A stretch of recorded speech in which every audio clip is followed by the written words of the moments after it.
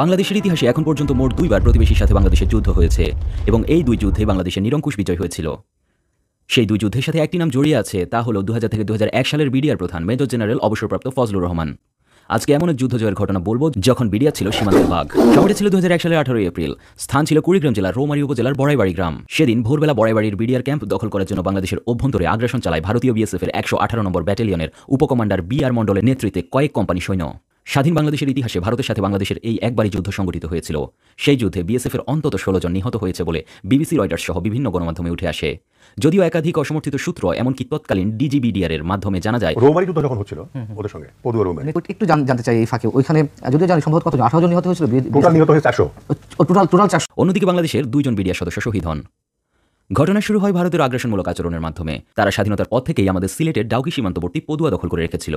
2001 সালের 15 এপ্রিল 70 জন ভারতীয় বিএসএফের লজ্জাজনক আত্মসমর্পণের মধ্য দিয়ে বাংলাদেশ পদুয়া ফিরিয়ে নেয়। এই পরাজয় সহ্য করতে পারেনি ভারত।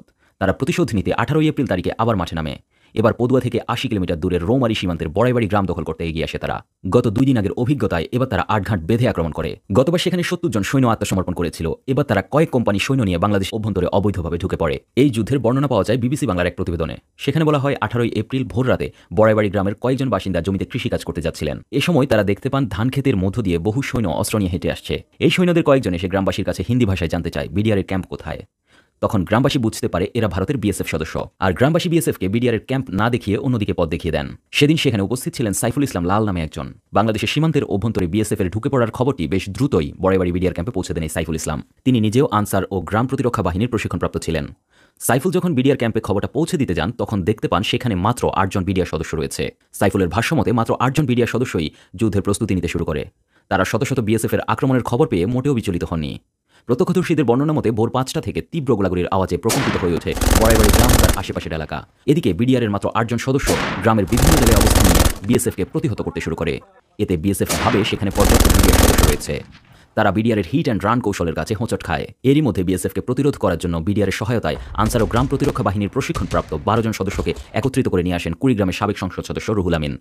বাংলাদেশি সামরিক ও অসামরিকের সমন্বয়ে গঠিত এই ছোট্ট দলটি প্রচণ্ড মনোবল এবং সাহস নিয়ে প্রথম 4 ঘন্টা টানা লড়াই চালিয়ে যায়। এরই মধ্যে আশপাশের আরও 2টি বিডিআর ক্যাম্প থেকে অন্তত 20 জন সদস্য বড়াইবাড়িতে আসেন।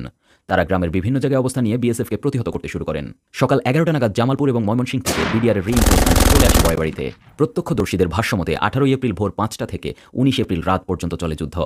এরপর বিএসএফ আর টিকতে না পেরে নিজেদের মৃত সঙ্গীদের লাশ নিয়ে ভারতের অভ্যন্তরে পালিয়ে যায়। পরদিন বড়াইবাড়ির বিভিন্ন জায়গায় আরও 16 জন বিএসএফ এর মৃতদেহ পড়ে থাকতে দেখা যায়। স্থানীয় বাসিন্দা এবং তৎকালীন বিডিআর সদস্যদের দাবি ছিল সেই ঘটনায় বিএসএফ এর অন্তত 100 জন সৈন্য নিহত হয় এবং বেশিরভাগ মৃতদেহ বিএসএফ পালানোর সময় ভারতে নিয়ে গেলেও 16টা মৃতদেহ তারা নিয়ে যেতে পারেনি।